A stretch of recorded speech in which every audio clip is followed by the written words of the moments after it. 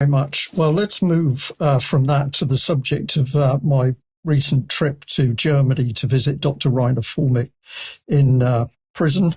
And I want to say, first of all, a thank you to the supporters of Dr. Reiner Fuellmich that made that possible for me. Now, they talked to me about the case. They encouraged me to make that trip to Germany. They also facilitated it, and I'm sharing that quite freely with the audience today so that there's no misunderstandings of how I was able actually to go to Germany. And my visit to the prison was also facilitated by those individuals as well, because like most things, once you've done something like that on one occasion, the arrangements that have to be made become easier. So I was very grateful for that. Now, I'm going to give a little bit of an overview of what took place today, but I'm also going to say that there are some things I'm still not going to talk about because this was my first opportunity to meet Dr. Reiner Fuellmich in person. There were some things that were said in confidence, and I'm going to respect that confidentiality. But nevertheless, I want to say to the audience, it was remarkable to be able to meet the man in person and sit down and have quite a frank discussion in some areas with very limited time, because the visit was limited to 1 hour and it finished more or less on the second we had to leave. So this was my first opportunity to meet him, and therefore there are some things that were unsaid, but I hope that we'll be able to deal with that in the coming weeks. Now, we'll just pop up on screen a picture of Dr. Reiner Fuellmich. This is when he was actually at work in the Corona Investigative Committee, looking at what was happening with the COVID-19 scamdemic, many people would say. And he was also collecting evidence from experts around the world and their concerns about what was happening. And my immediate question is, was this or has this man been found guilty as charged, or has he been silenced by the state? I believe there's a lot more to this story than is being discussed at the moment in social media. First of all, let's just have a listen to him speaking in his own words. This is the start of a summary that he gave about the COVID Investigative Committee and the work it was doing. And this was back on the 15th of September, 2021.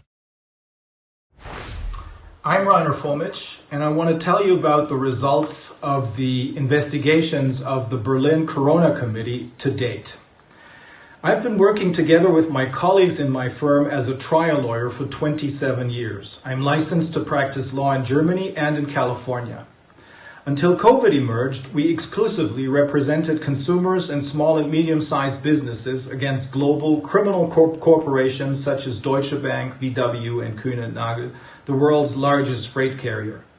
That changed after a virus previously labeled harmless was suddenly declared the cause of a global pandemic in March of 2020, and the world was suppressed with lockdowns, social distancing, and mask mandates, as well as mass PCR testing and so-called vaccinations for perfectly healthy people.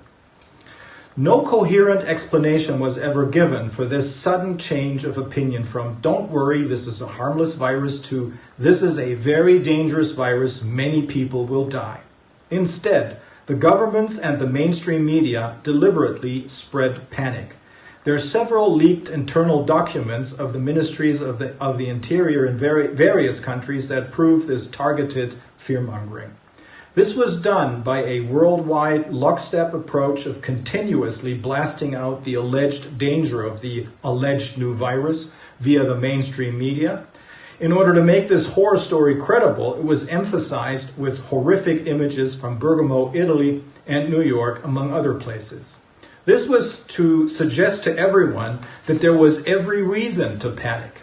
Very strange, as one would expect a real government to try and keep the population calm if there really was an emergency. Well, that is a very short opening clip of what he had to say overall. A much longer piece where he was talking about all of the weaknesses in the official story about COVID-19.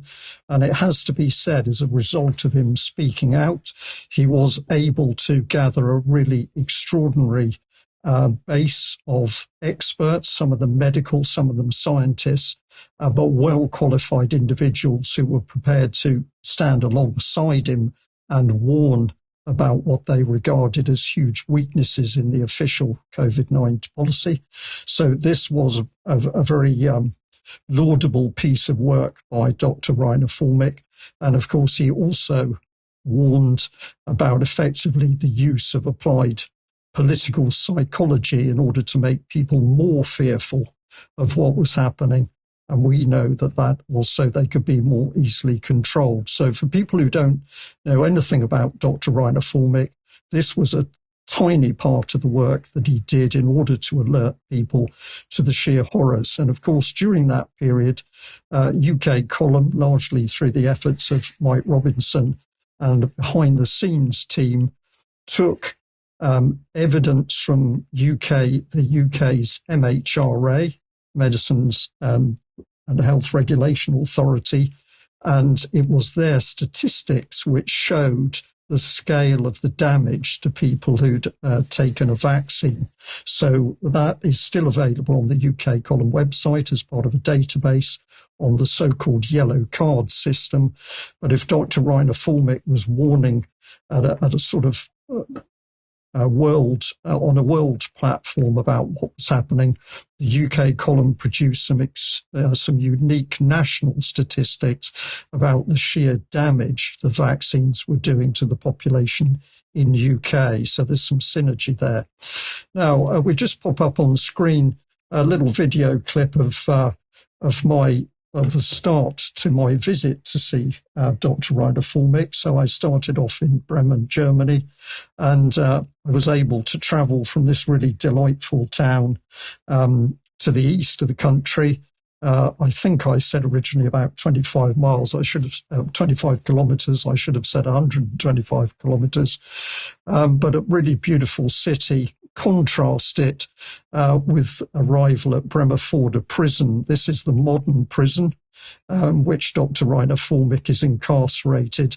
And I can tell you, if anybody thinks that prisons are easy, be it in the United Kingdom, Germany, France, Spain, or other countries, then I would encourage you to visit a prisoner in prison, because it's an education which certainly changed my opinion of how easy prison is. And I don't think there's any doubt that Dr. Reiner Fuellmich has had a tough time in prison himself. Now, I'm going to say we were extremely well treated by the prison staff who look after visitors. The procedure is very similar to checking into airport security. You have your identity, you hand your passport over, and you have to put all valuables and loose items into a locker. Usually people are able to take in a small amount of money for the prisoners, but also in the room in which you meet, you can buy a coffee or a bar of chocolate or some biscuits. So there's a need for a little bit of money. And this prison in Germany was exactly the same in that respect as a UK prison. You then go through a scanner system, and then you're taken up to the room. And we entered quite a nice, if austere, room with only two other prisoners sat at tables. So there were three prisoners, which gave some privacy. But of course, everything you say and do is videoed and sound recorded. So there isn't any real privacy. And this means that even if you want to discuss confidential subjects, you have to make a decision on each word and each sentence, because everything you say is being recorded by the German state. However, having said that, we were able to have some getting to know conversation. I was with two ladies that had driven all the way from Switzerland in order to facilitate my visit, but also to attend and visit Reiner themselves. So there was the need for a little bit of social engagement. But after that, I was able to start asking Reiner some questions about what had happened to him. And we'll pop this up on screen, but these are some of the key questions that are still in my head. The motivation for this man to speak out on the coronavirus pandemic. Now, some people are attempting to say, well, he only did this in order to set up an organization to take money from individuals. But with the comments that he made and the manner in which he made them, I actually find this a difficult one to accept. We've also got, did he commit the embezzlement crime as ruled by the German courts? And the more I've learned about this, and the more I was able to, in a albeit brief conversation with Reiner, understand what had taken place in the court, I think there are a huge number of questions about what actually took place around the charges and the prosecution and the final guilty verdict. I'd also ask why his prison time has been so brutal for a financial crime, because he spent 6 months in solitary confinement. And this was so severe that eventually both prisoners and prison staff started to say to him that he needed to challenge what was happening to him in prison because they had not experienced anything like it with a very low security prisoner, low risk prisoner. So another question there. And I'll end by saying that guilty or not guilty, we need to ask ourselves whether the German state has effectively silenced Dr. Reiner Fuellmich and silenced all of those experts, clinicians, whatever their qualifications, who also joined him to warn about the dangers of the COVID-19 pandemic and the resulting lockdown. So a lot of questions there, but I am now on a journey to see whether we can answer that. This is really a comment from myself, but I'm going to say I'm certainly not entirely persuaded by academic research alone. And I certainly think it's important to deal with the person accused in the first instance. Guilty or not guilty, we all need truthful, fair and equitable justice. The alternative is that any one of us could be found guilty and or locked up on the whim of the state. And I'm also going to add to that over the years I've visited a number of people in prison, some guilty and some I believe to be innocent. And as I said to the UK column audience on Friday just gone, I'm starting to ask questions about this whole affair, and it will be interesting to see where it leads.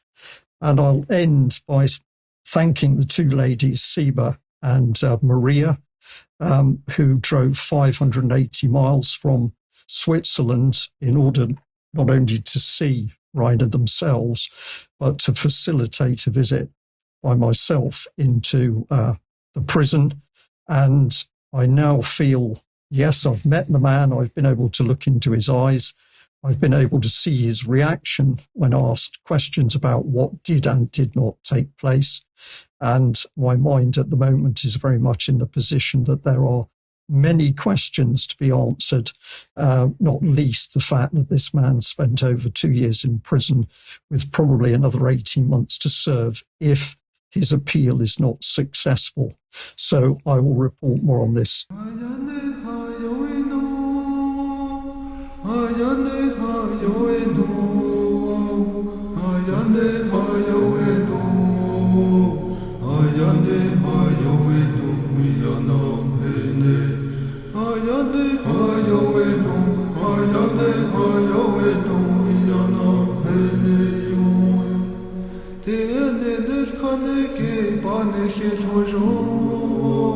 Benach